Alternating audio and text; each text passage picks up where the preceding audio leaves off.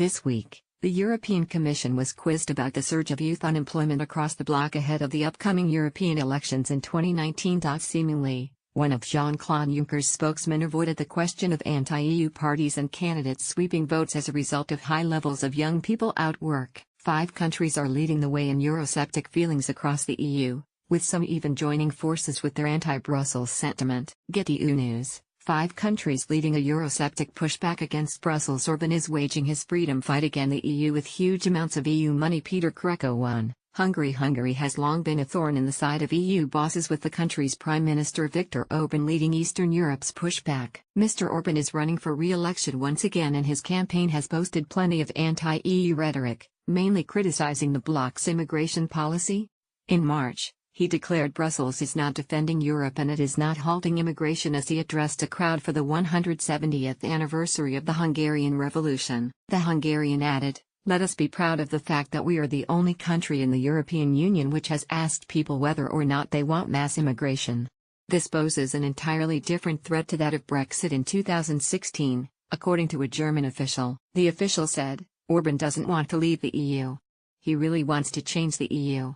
Peter Greco, executive director of Budapest-based policy research firm Political Capital, noted Mr. Orban is using EU money to wage war against Brussels. He said, "Orban is waging his freedom fight against the EU with huge amounts of EU money."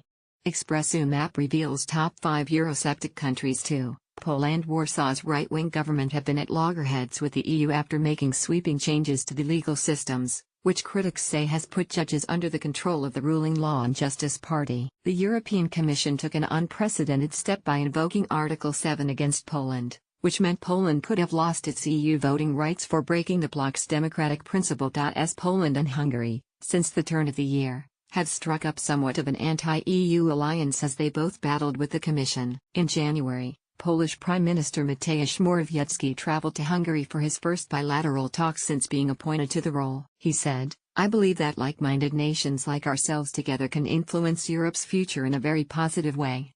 Their pair could well provide Brussels with its biggest challenge if it wants to settle the Eurosceptic feelings from both countries." 3. Italy has been left in political deadlock since its election ended in a stalemate between a host of Eurosceptic parties. But after a breakthrough, a government could be formed entirely comprised of anti-EU forces, as the center-left Democratic Party has vowed to become the opposition. Despite gaining enough votes at the March 4 election to act as a kingmaker, PD declared it will not take a role in the next government. Following a meeting with President Sergio Mattarella, PD's acting secretary Maurizio Martina said, "The negative election result does not allow us to formulate government solutions that include us."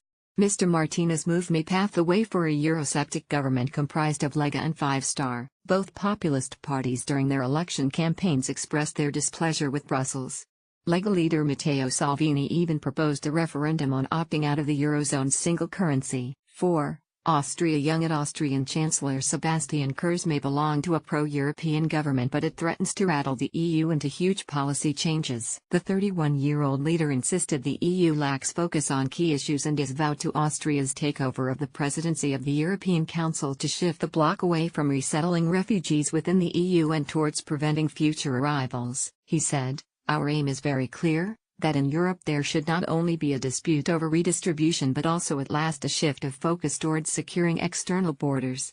5. Netherlands. The Dutch may have found themselves a new Eurosceptic politician after Geert Wilders failed to make a significant impact on the country's national elections. Now a new-look Dutch nationalist movement, led by Thierry Baudet, is making waves after capturing 4.9% of the recent Amsterdam elections. That won the party 2 seats out of 45. Enabling them to offer a voice for the far-right, Eurosceptic Dutch voters. The Forum for Democracy leader is himself an outspoken critic of the EU, blaming them for inflicting chaos on the people of Europe in pursuit of their dream.